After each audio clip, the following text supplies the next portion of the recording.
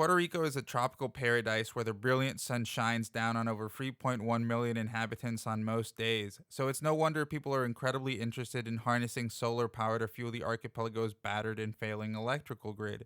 But the push for solar is mostly being taken on by community groups instead of the government, which seemingly remains tied to fossil fuels.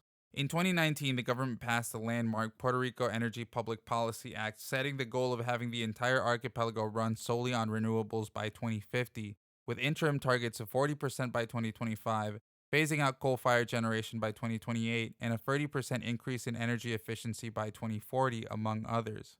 When the law was initially passed, environmentalists were incredibly excited about the possibility of a renewable energy-powered future, though many doubted whether the Puerto Rico government, famous for falling short on repairs and overhauls of the electrical grid, would actually fulfill their promises. Currently, close to 7% of Puerto Rico's energy comes from renewables, according to the Deputy Chief of Staff for Energy Affairs, meaning Puerto Rico would have to increase their renewable energy production more than 4 times to hit its target in less than 2 years. The Puerto Rican Electric Power Authority, or PREPA, recently signed a contract with Novum Energy for more diesel fuel just weeks before Genera PR privatized electrical generation. Although the government does offer Genera PR incentives to move towards renewable energy, it remains unclear how quickly that move will be made. Meanwhile, Casa Pueblo, an environmental watchdog agency that promotes solar energy, has been a key part of the push for renewable energy by installing solar panels throughout the mountain town of Adjuntas, where the group is headquartered. They are currently in the process of developing multiple microgrids throughout Adjuntas, but recently began the work of installing rooftop solar panels on the low-income Alto de Cuba neighborhood, where they're planning to outfit 39 homes and one convenience store with solar.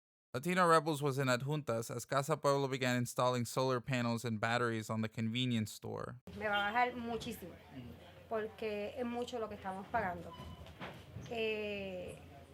Ya que el colmado correría solarmente para de gran bendición, pues el colmado va a correr completamente, igual que la comunidad que se está haciendo poco a poco. Si se nos fuera la luz, pues la comunidad Altos de Cuba, como el pueblo, pues sabe que estamos para servirle, que como siempre aquí no tienen un no. Seguirán cargando sus teléfonos, seguirán cargando trayendo sus medicamentos, sus comidas para guardárselas. The solar panel-based microgrid is meant to produce 100% of the energy Alto de Cuba needs while protecting the neighborhood from being cut off from the power grid in the event of a strong hurricane like Fiona last September, which left the convenience store without power for a month. The store owners spent $40 a day on diesel fuel to keep the lights running until power was restored. Puerto Ricans pay on average close to double what mainland U.S. residents pay for electricity. For many, solar energy provides a much-needed relief from both blackouts and having to pay more for electricity. Al bajar el costo energético del colmadito, pues se convierte en un ahorro para los propietarios del colmado y ellos pues por lo menos pues implican que no tienen que subir el costo de los productos, ¿verdad? Todo está subiendo, leche, pan, huevo, todo sube, ¿verdad? Más el gasto de producción, que sería la energía eléctrica, vamos a mantener los productos fríos. Casa Pueblo was the first of its kind in Puerto Rico and has inspired and helped other organizations like it throughout the archipelago. While organizations like Casa Pueblo aid in the development of microgrids, individual citizens have also advanced electricity generation from renewables by installing their own rooftop solar panels. In 2023 alone, there have been about 1,800 recently approved solar installations and 2,100 that are still in process, according to Luma Energy, the private company that controls transmission, distribution, and repair of Puerto Rico's electrical grid. In total, there have been about 48,000 solar installations since 2017.